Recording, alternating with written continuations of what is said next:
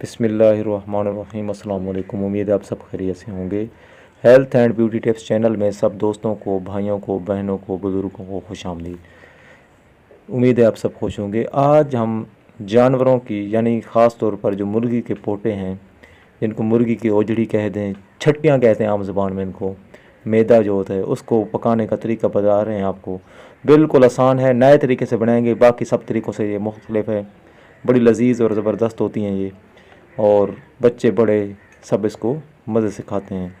अब इसमें जो अहम चीज़ें हैं वो मिसाला जात बड़े अहम होते हैं, आपको पता है, ख़ास तौर पर गोश्त में। और इनको जो पकाना है यानी नरम कैसे होंगे ये बड़ी अहम चीज़ होती है, क्योंकि बाकी गोश्त से मुख्तलिफ हैं ये पकने में। तो इसमें मिसाला जात में वही सारे गोश्त वाले सारे मिसाले लेने हैं। प्याज हो गया, ताज़ा प्याज ने हमने 1 किलो छट्टियाँ ली हैं, 1 किलो पोटे लिए हैं, 1 पाव तकरीबन 1 पाव से थोड़ा सा कम प्याज, अदरक थोड़ी सी, और बाकी जो है हरी मिर्च हो गई। ये सारे मिसाले हमने बना लिए हैं। टमाटर वगैरह सारे काट के हमने रख दिए हैं। काटने के बाद इनके छोटे टुकड़े बनाकर अब हमने इनको घी में भूनना है, तलना है। तलने के बाद जो अगली चीज़ है वो है पोटों को पहले आपने उबालना होता है, वो बड़ी अहम है। ये देखिए, ये सारे मिसाले हमने बना के रख दिए हैं। और इन पोटों को साफ़ करने के लिए इनके ऊपर जो पीली झिल्ली होती है वो उतारनी है सबसे पहले। इनको थोड़ा सा सिरके में धोना भी लाजमी है, ताकि इनके ऊपर जो कचरा वगैरह मैल कुचैल वो सारी उतर जाए। उसके बाद अच्छे तरीके से इनको धो लें। चर्बी वगैरह ऊपर जो होती है इसको ना उतारें, कोई बात नहीं है। कलेजें इसके अंदर डालें तो ठीक है, लेकिन वो बाद में डालना, उबालने में नहीं डालना। ये हमने कलेजें इसमें से अलग कर ली हैं और जो पोटे हैं उनको हमने अलग कर लिया है। अब इनको उबालना शुरू कर दिया। अच्छे तरीके से इनको उबालना है आपने।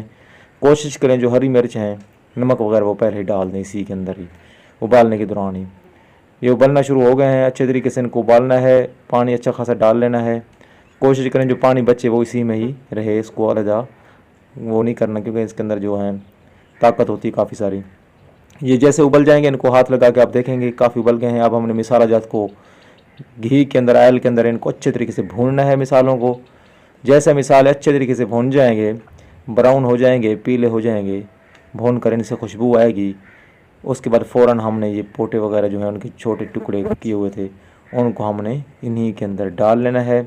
डालने के बाद अच्छे तरीके से भूनना है दोबारा। अब भूनना बड़ा अहम है। अब अगर पानी आपने डालना है तो जो पानी बचा था उबलने के दौरान वो थोड़ा सा डालें इसके अंदर, लेकिन पहले भूनना अच्छे तरीके से। ब्राउन हो जाएंगे फिर उसके बाद थोड़ा सा पानी डालकर 5-10 मिनट हल्की दरमियानी आंच पर खड़ा करके इसको निकाल लें। माशाल्लाह देखें ज़बरदस्त किस्म के पोटे तैयार हो गए हैं।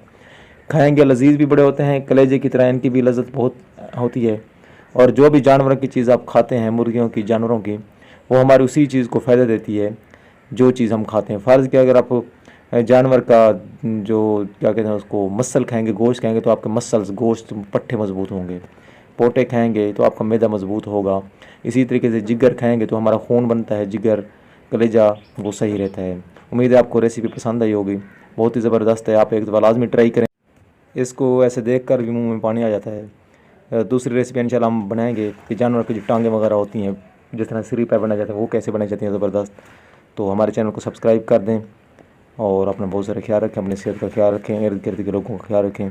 अल्लाह हाफिज़।